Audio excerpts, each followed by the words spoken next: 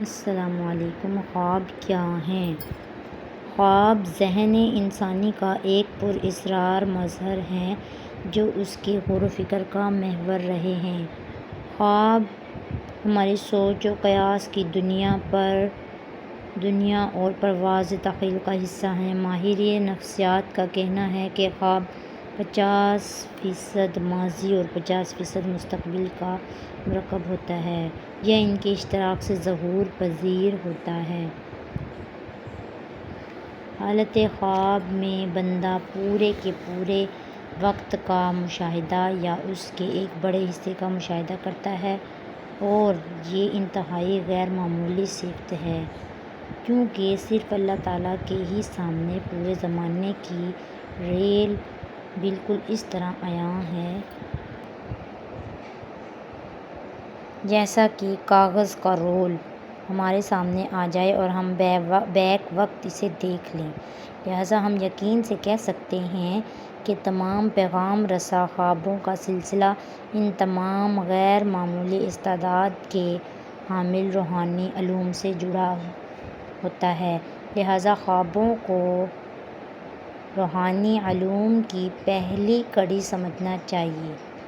سائنسدانوں کا کہنا ہے کہ انسان رات بھر میں 3 سے 5 مرتبہ خواب دیکھتا ہے۔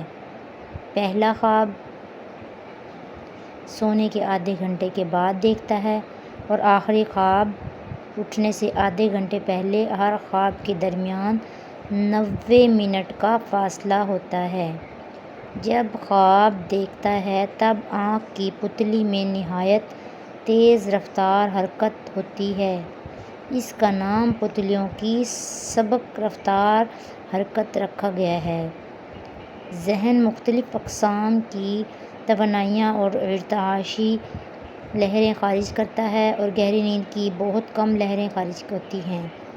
ان تجربات سے سب سے اہم بات یہ ثابت ہوئی ہے کہ انسان کی جسمانی اور دماغی صحت کے لیے خواب اشد ضروری ہیں۔ سائنسی طور پر بس ہمارے پاس یہی شہادتیں موجود ہیں جنہیں ثابت کیا جا سکتا ہے، لیکن دیگر تمام باتیں شخص یا گروپ کا ذاتی تجربہ ہیں جنہیں ثابت نہیں کیا جا سکتا، لیکن ان سے یکسر انکار بھی ناممکن ہے، کیونکہ ان کے طریقہ کار پر عمل کر کے اکثر افراد اس سے ملتا جلتا یا ویسا ہی لطف اندوز مزہ اور تجربہ کرتے ہیں۔ خواب دیکھنے والا شخص اپنے مقاصد اور اعمال سے بخوبی واقف ہوتا ہے اور ان کا ذمہ دار ہوتا ہے، لہٰذا وہ خود ہی سب سے بہتر تعبیر، تشریح اور توضیح پیش کر سکتا ہے۔ آخر خوابوں میں ان علامات کی کوئی تو وجہ یقیناً ہوگی۔ خواب علم و معرفت کا ایک بیش بہا خزانہ اور وحی الہام کے بعد خدا اور اس کے مخصوص بندوں کے درمیان رابطہ اور پہچان کا ایک ذریعہ ہیں۔ خواب کو مغرب والوں نے دماغ کا کھیل بتایا اور مشرق والوں نے روح کا کرشمہ۔ تو آج تک کے لیے اتنا ہی۔ خواب قرآن مجید کی روشنی میں جانتے ہیں نیکسٹ ویڈیو میں۔ اللہ حافظ۔